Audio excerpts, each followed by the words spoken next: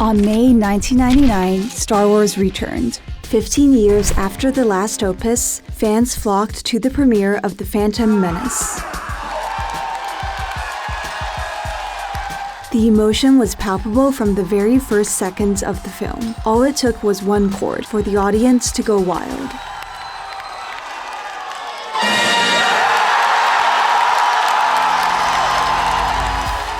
This music is inseparable from the saga's success. It became the best-selling symphonic album in history, with over 4 million copies sold. The winner is John Williams for Star Wars.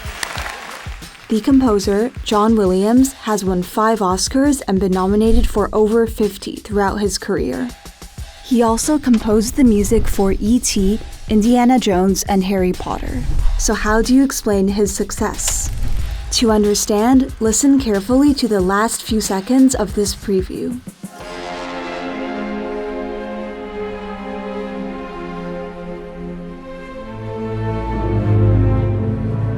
At the end of the credits, the composer hides a message in his score. These 3 notes may seem insignificant, but they perfectly illustrate the formula Williams has used to dominate Hollywood for over 50 years.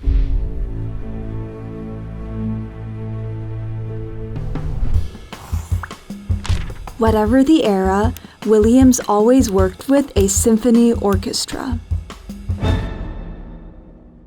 So let's do the same. It wasn't easy to get all these musicians together on the same stage, but we succeeded.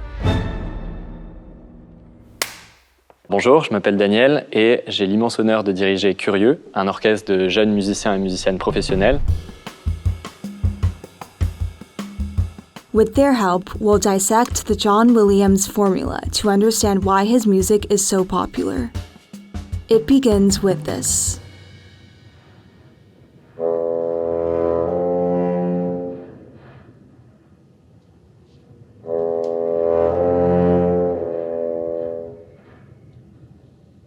This music is from Jaws.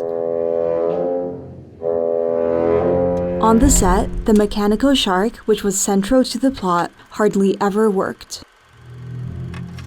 So it's only visible for 4 minutes in the final cut. Yet in the film, the shark feels omnipresent, and that's because of the music. These 2 notes are what we call a leitmotif. The idea is to associate a short melody with an element in the script, in this case, the shark. Each time the element comes up, so does its leitmotif, so that over time you can evoke it with music alone.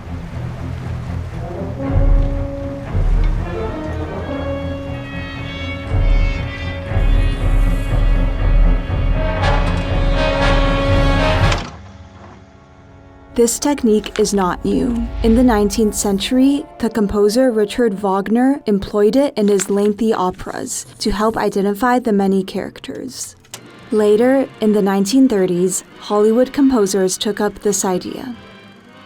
And in the 70s, Williams made it his trademark.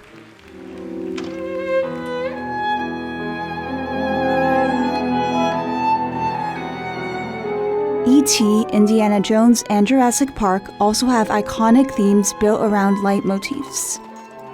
Sometimes there's even a motif for each character.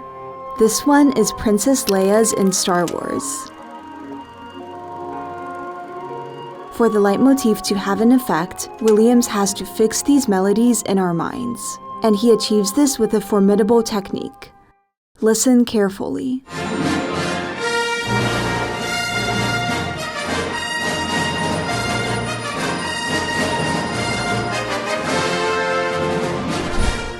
In just a few seconds, this rhythm is repeated 3 times, just enough to make it familiar. This incessant repetition quickly inscribes the motif in listeners' heads.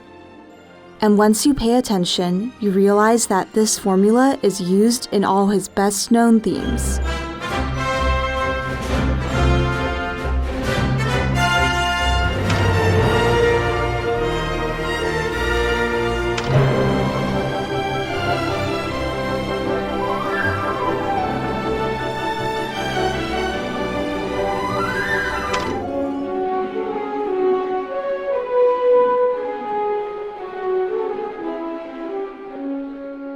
But that's not all. To this repetition, Williams adds another repetition. The theme itself is repeated throughout the film. This motif appears 24 times in the first Harry Potter film alone. And in Star Wars, the motif associated with the Force is heard at least 20 times in the first film. The Force is strong in this one. Luke, trust me.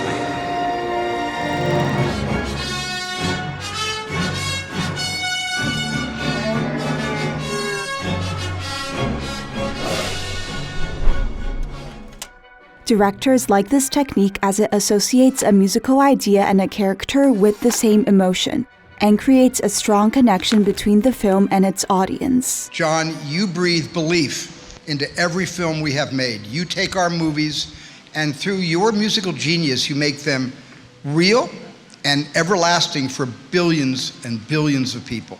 Congratulations.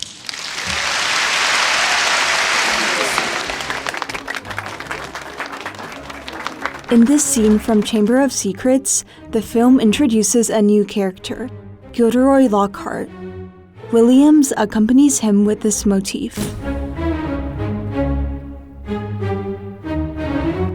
At first listen, it's nothing special, but if you keep the notes and change the rhythm slightly, you get this.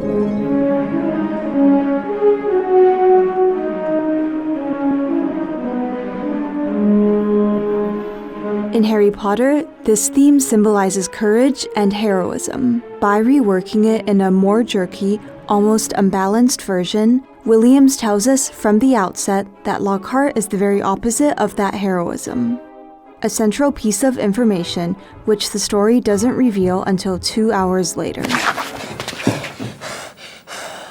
The adventure ends here, boys.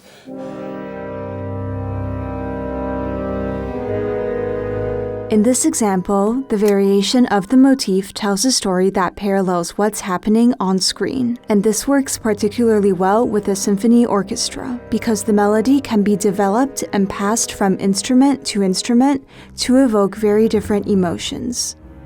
Let's take an example you may be familiar with.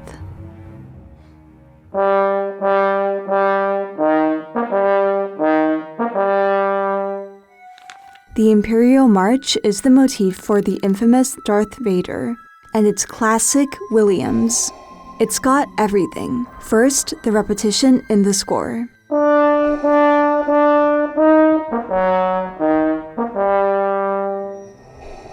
Then, the repetition in the film.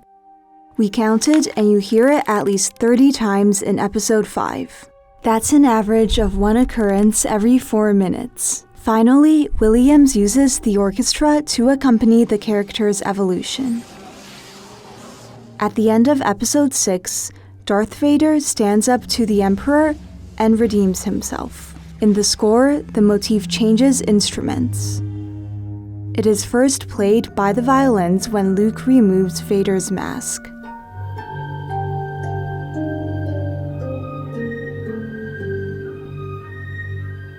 As father and son exchange their first look, the motif switches to the flute.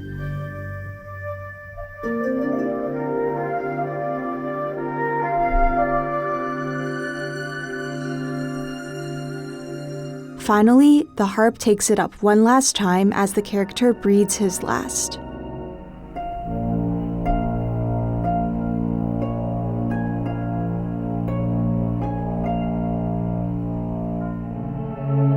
Darth Vader is forgiven, abandoning his dark side and becoming Anakin Skywalker once again.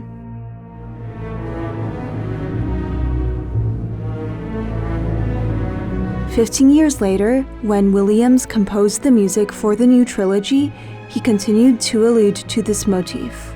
This piece is called Anakin's Theme, in reference to the young Darth Vader. Listen to the end.